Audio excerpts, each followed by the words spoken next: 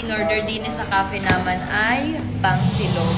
Kasi napakadaming serving talaga ng bangsilog din sa cafe naman. Ilang diet yan eh. Tapos, si Kuya Aimon, gumawa pala ng kimchi.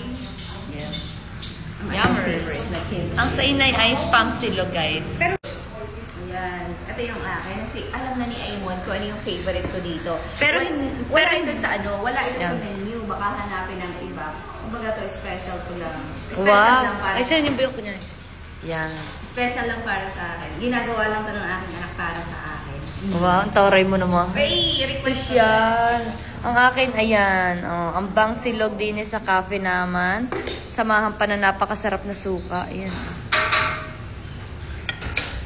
Napakadami talaga. Grabe. Hindi ko naman rin mauubos eh.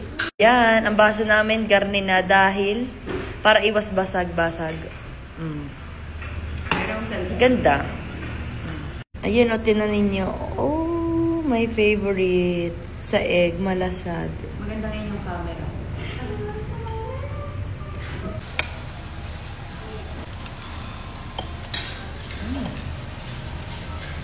Ano yung malakas? Nagdamigin.